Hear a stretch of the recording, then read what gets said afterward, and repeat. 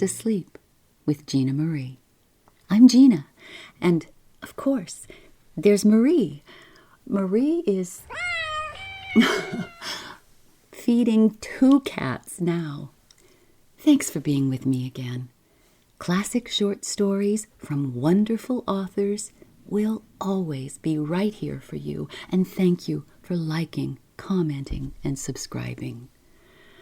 I am very lucky and very honored to have a great number of listeners from around the world, and I hope you all will indulge me just a little this week because I once again want to present a story about our very American holiday, Thanksgiving.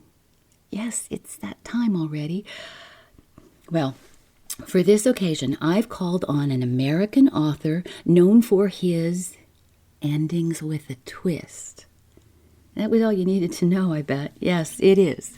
O. Henry. And now about O. Henry, did you know he was forced to use his pseudonym? He had to. His name was William Sidney Porter, but he had to use that pseudonym because he started his writing career in prison. How did this well-known novelist, poet, and very prolific writer of short stories get himself into that situation? Well, here's how. William Sidney Porter, known as a nice, unpretentious guy, was born at the peak of the Civil War in North Carolina. And he was licensed as a pharmacist at the young age of 19. He then moved to Texas, where I guess they didn't have pharmacies because he worked on a ranch, and he fell in love, and after marrying this love, and after the birth of their daughter, he took a job as a bank teller. A shortage of $5,000 at the bank was the beginning of real trouble for Mr. Porter. He could never precisely explain the whereabouts of that money. And of course he was accused of embezzlement. The accusation, it was too much for him. He abandoned his wife and child and fled to Honduras. Now, don't think unkindly of him because he returned immediately when he found out about his wife's illness. And he stood trial. And he was sentenced to 5 years in prison. And then his wife died of tuberculosis at just 29. With time off for good behavior, William Porter, now O. Henry, continued the writing career he'd started in prison. Oh, and he carefully guarded his secret. He moved to New York City, where he wrote for several magazines, turning out at least one story per week. He was very successful, but he refused all interviews and all photographs. Now we know why. Despite his popularity, he never really made much money. The stress got to him, and he turned to alcohol. He died at age 47 of cirrhosis of the liver. Today, the O. Henry Award is still given annually to short stories of exceptional merit. And also, today, I have 2 O. Henry tales for you. In our first, our author includes some random thoughts about Thanksgiving. See what you think and let me know. Canada and the U.S. both celebrate Thanksgiving. Canada has been celebrating since 1879, and the U.S. started our tradition in 1789, when George Washington decided we all should be thankful for our Constitution. Well, let's see what our author is thankful for. Published in 1907, tuck in everybody, for O. Henry's 2 Thanksgiving Day Gentlemen.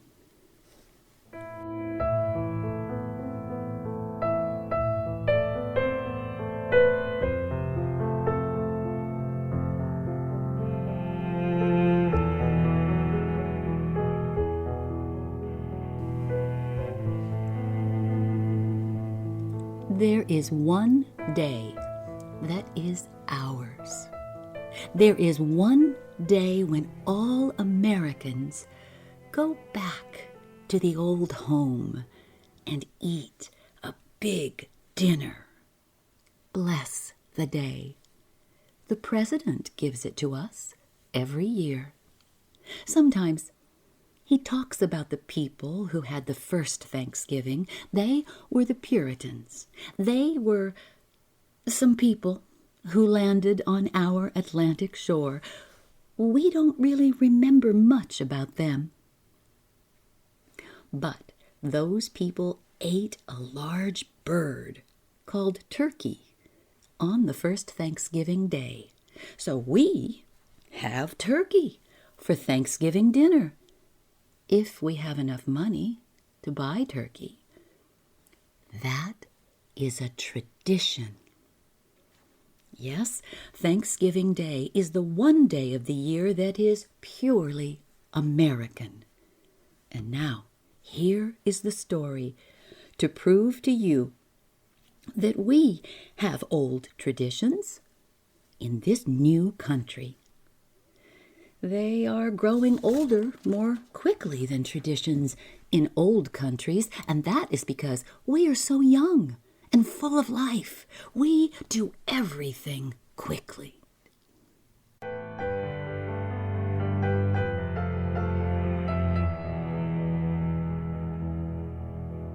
Stuffy Pete sat down on a seat in the New York City park named Union Square. It was the third seat to the right as you enter Union Square from the east. Every Thanksgiving Day for 9 years, he had sat down there at 1 in the afternoon. Every time things had happened to him, oh, they were wonderful things. They made his heart feel full of joy. And they filled another part of him, too. They filled the part below his heart. On those other Thanksgiving days, he had been hungry. It is a strange thing. There are rich people who wish to help the poor, but many of them seem to think that the poor are hungry only on Thanksgiving Day. But today, Pete was not hungry. He had come from a dinner so big that he had almost no power to move. His light green eyes looked out from a gray face on which there was still a little food. His breath was short. His body had suddenly become too big for his clothes. It seemed ready to break out of them. They were torn. You could see his skin through a hole in the front of his shirt. But the cold wind, with snow in it, felt pleasantly cool to him. For Stuffy Pete was overheated with the warmth of all he had had to eat. The dinner had been much too big. It seemed to him that his dinner had included all the turkey and all the other food in the whole world. So, he sat very, very full. He looked out at the world without interest, as if it could never offer him anything more. The dinner had not been expected. He had been passing a large house near the beginning of that great broad street called Fifth Avenue. It was the home of 2 old ladies of an old family. These 2 old ladies had a deep love of traditions. There were certain things they always did. On Thanksgiving Day at noon, they always sent a servant to stand at the door There he waited for the first hungry person who walked by. The servant had orders to bring that person into the house and feed him until he could eat no more. Stuffy Pete happened to pass by on his way to the park. The servant had gathered him in. Tradition had followed. Oh, Stuffy Pete sat in the park, looking straight before him for 10 minutes. Then he felt a desire to look in another direction. With a very great effort, he moved his head slowly to the left. And then his eyes grew wider and his breath stopped. His feet, in their torn shoes at the ends of his short legs, moved about on the ground. For the old gentleman was coming across 4th Avenue toward Stuffy's seat. Every Thanksgiving Day for 9 years, the old gentleman had come there to find Stuffy Pete on his seat. That was a thing that the old gentleman was trying to make into a tradition. Every Thanksgiving Day for 9 years, he had found Stuffy there. Then he had led Stuffy to a restaurant and watched him eat a big dinner. They do these things more easily in old countries like England. They do them without thinking about them. But in this young country, we must think about them. In order to build a tradition, we must do the same thing again and again for a long time. The old gentleman loved his country. He believed he was helping to build a great American tradition. And he had been doing very well. 9 years is a long time here.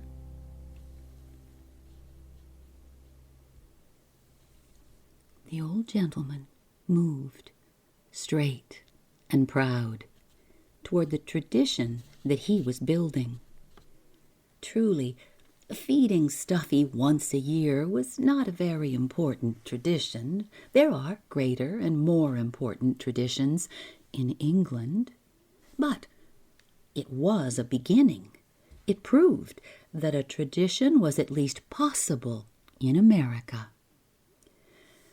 The old gentleman was thin and tall and 60. He was dressed all in black. He wore eyeglasses. His hair was whiter and thinner than it had been last year. His legs did not seem as strong as they had seemed the year before. As this kind old gentleman came toward him, Stuffy began to shake, and his breath was shorter. He wished he could fly away, but he could not move from his seat.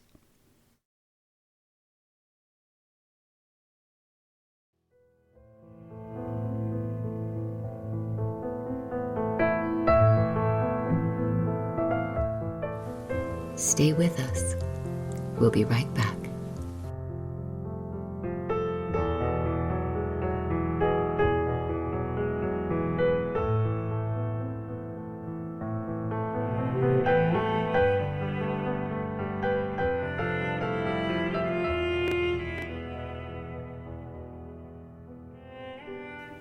As this kind old gentleman came toward him, Stuffy began to shake, and his breath was shorter.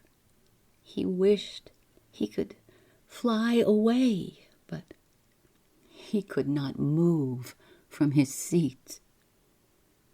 "Good morning," said the old gentleman. I am glad to see that the troubles of another year have not hurt you.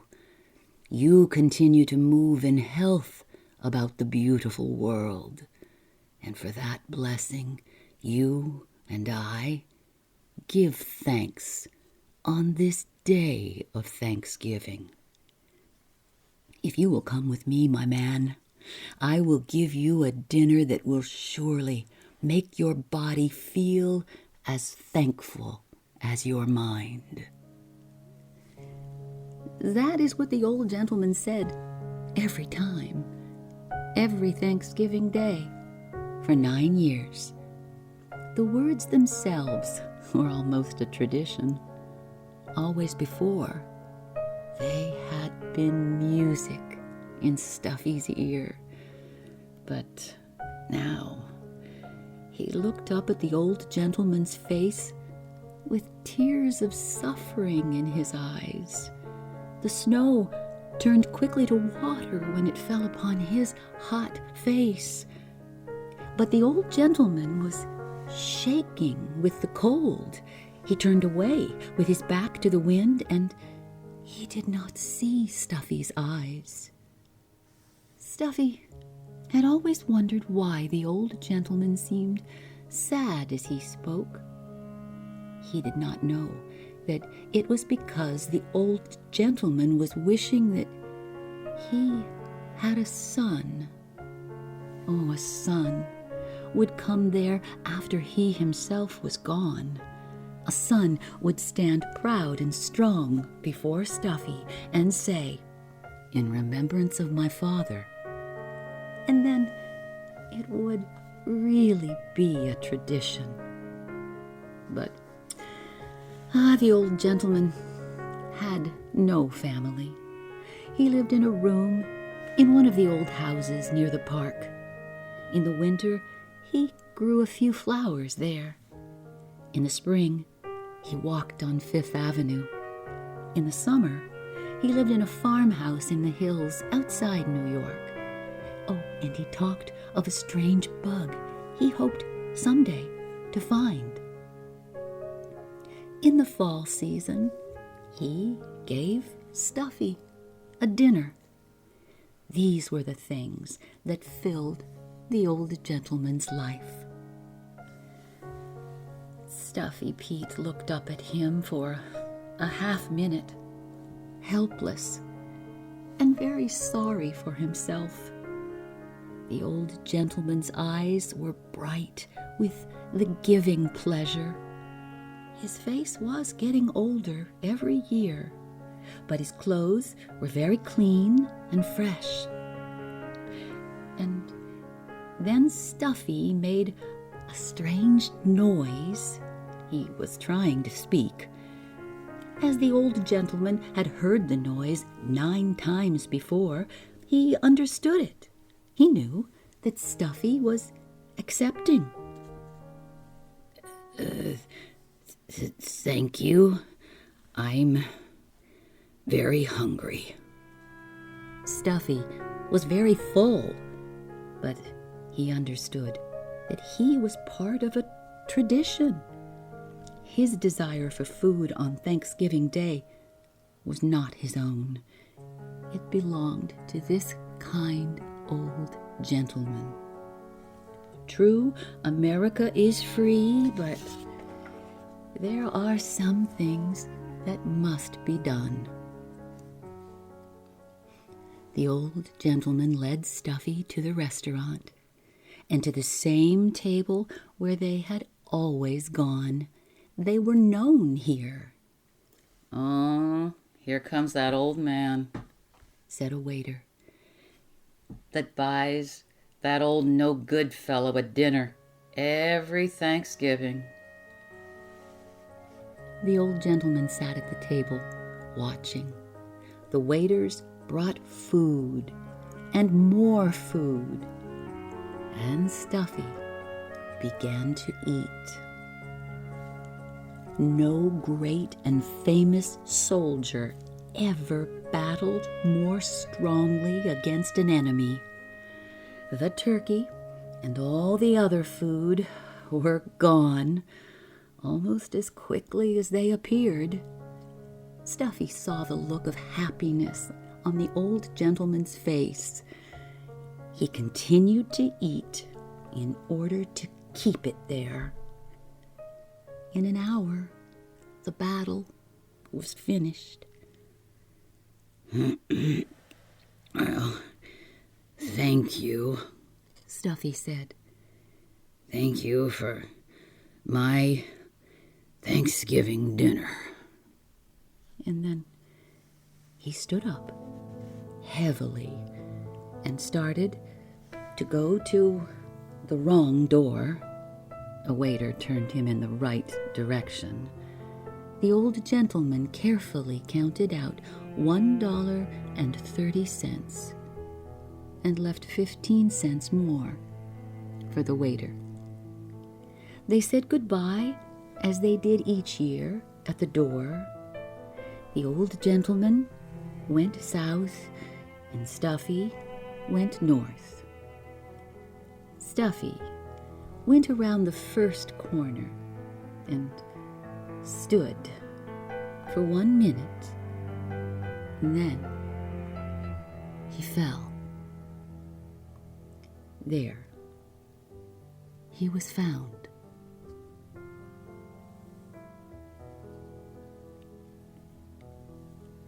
He was picked up and taken to a hospital. They put him on a bed and began to try to discover what strange sickness had made him fall. And an hour later, the old gentleman was brought to the same hospital, and they put him on another bed and began to try to discover what his sickness could be. After a little time, one of the doctors met another doctor and they talked. That nice old gentleman over there, He said, do you know what's wrong with him? He is almost dead for need of food. Oh, a very proud old man, I think. He told me he has had nothing to eat for 3 days.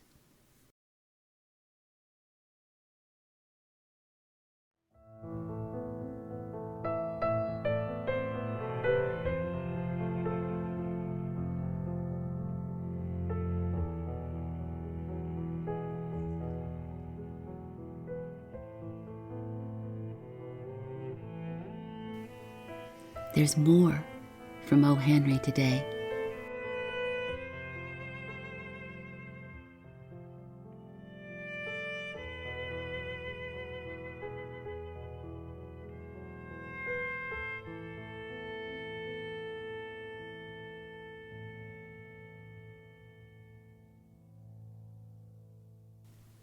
Have you ever felt like you're nothing more than a machine at your job?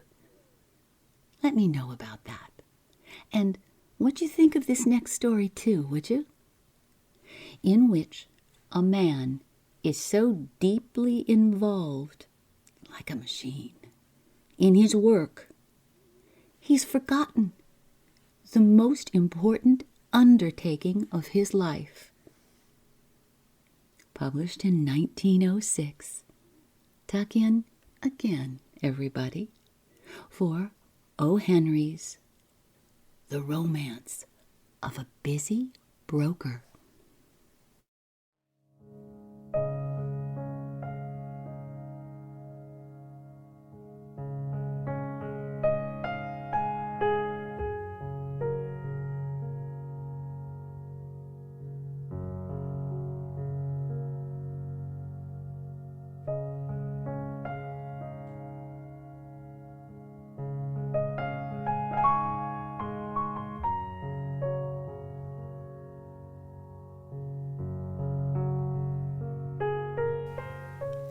Pitcher, who worked in the office of Harvey Maxwell, broker, usually allowed his face to show no feeling.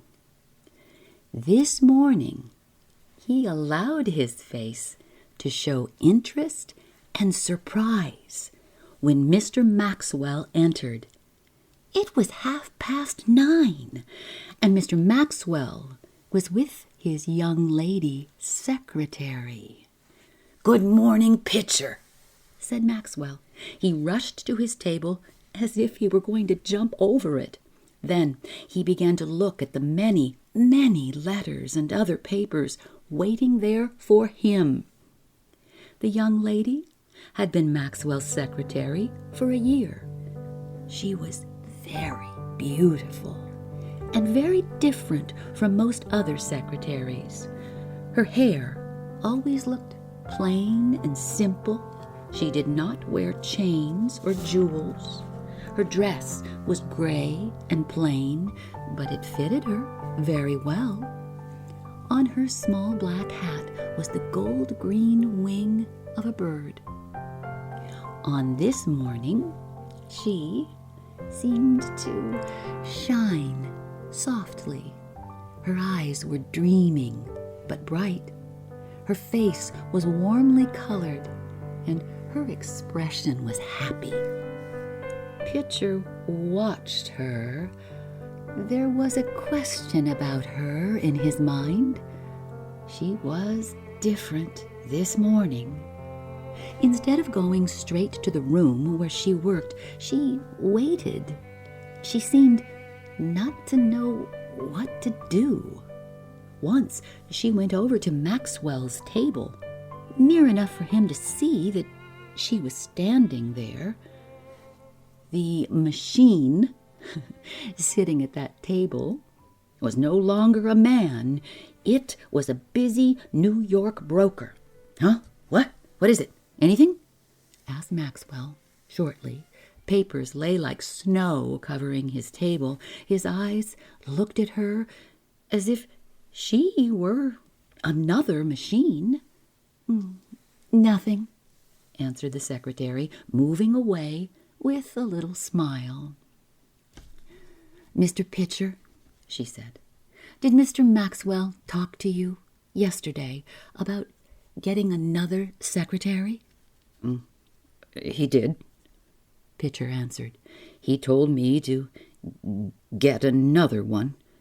Several are coming to talk to us this morning. It's now after 9, though, and no one has appeared." "Well, I will do the work as usual," said the young lady, "until someone comes to fill the place." And she went to her table. She took off the black hat with the gold-green bird wing and put it away as usual. If you have never seen a busy New York broker on a busy day, you know little about men at work. Every minute of a broker's hour is crowded, and this day was Harvey Maxwell's busy day. Beside his table stood a machine, and from this came a long, narrow, endless piece of paper, bringing him business news as soon as it happened. Men began to come into the office and speak to him. Some were happy, some were not. Some were in a hurry, some were full of anger. Boys ran in and out with letters for him to read and answer at once. Pitcher's face now showed that he was alive. The other men who worked in the office jumped around like sailors during a storm, and there were storms in the business world, fearful storms. Every storm was felt in the broker's office.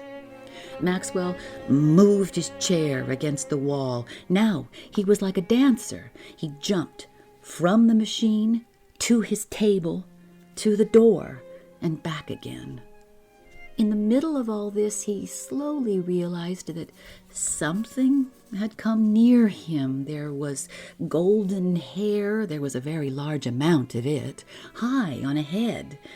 On top of the hair was a big hat covered with birds' wings.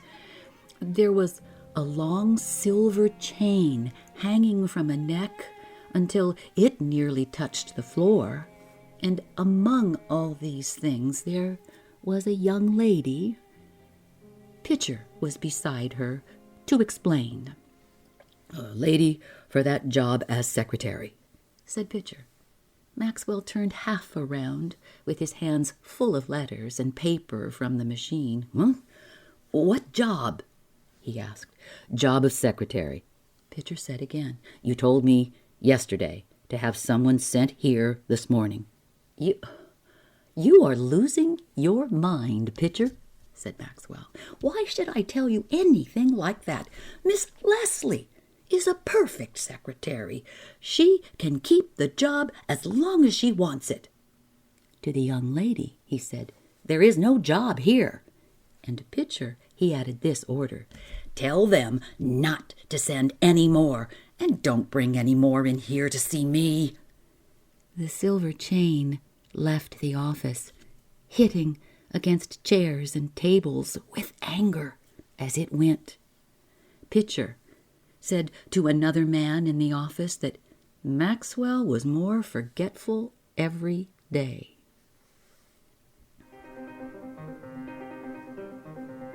The rush of business grew wilder and faster. Maxwell was working like some fine, strong machine. He was working as fast as he could. He never stopped to think. He was never wrong. He was always ready to decide and to act. He worked as a clock works. This was the world of business. It was not a human world or the world of nature. When the dinner hour was near, things grew quieter. Maxwell stood by his table with his hands full of papers and his hair hanging over his face. His window was open, for it was the time of year when the weather was beginning to turn warm, and through the window came a soft, sweet smell of flowers. For a moment, the broker was held there without moving, for this smell of flowers belonged to Miss Leslie. It was hers, and hers only. The smell seemed almost to make her stand there before him. The world of business grew smaller and smaller, and, well, she was in the next room, 20 steps away. "I'll do it now," said Maxwell, half aloud. "I'll ask her now. I wonder why I didn't do it long ago." He rushed into the other room. He stopped beside the secretary.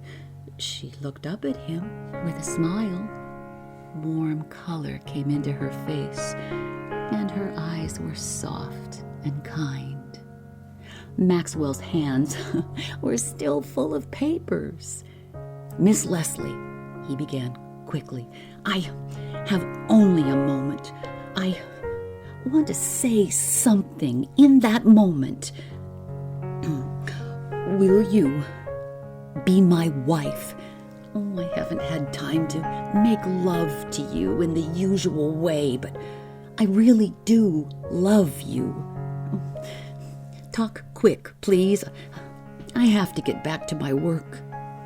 "Oh, what are you talking about?" cried the young lady. She rose to her feet and looked at him round-eyed. Don't you understand?"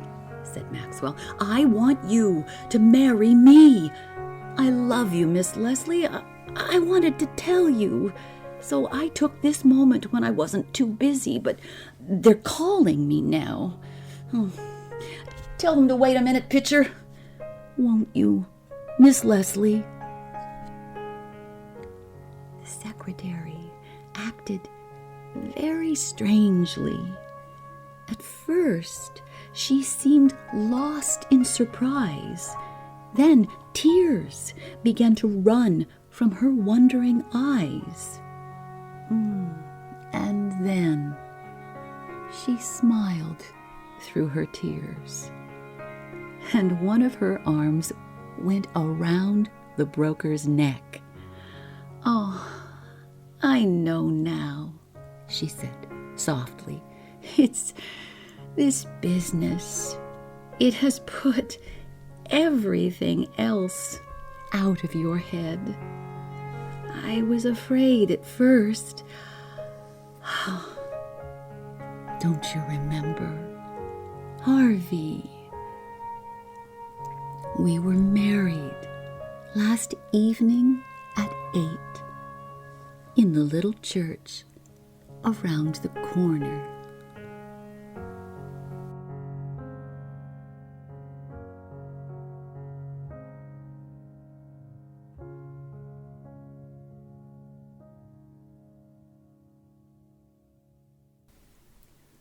Introduction information for this episode is from The New Yorker.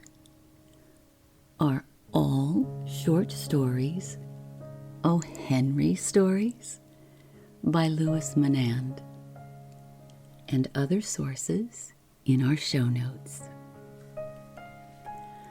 Music this week is the following from Denise Young.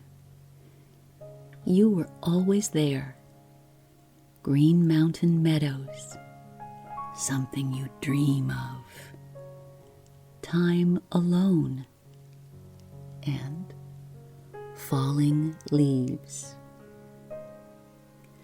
And from Pyotr Ilyich Tchaikovsky, Opus 51, with Daniel Losevich and Stanislav Soloviev. And finally, from Johann Sebastian Bach, Prelude in C minor, with Janos Sebastian.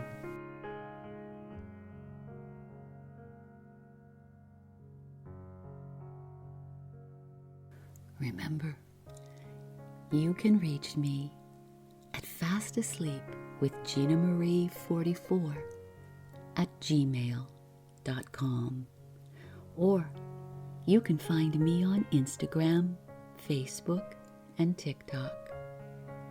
Please keep us here just for you by commenting, liking, and subscribing. Thank you for listening. This week's key word: dinner.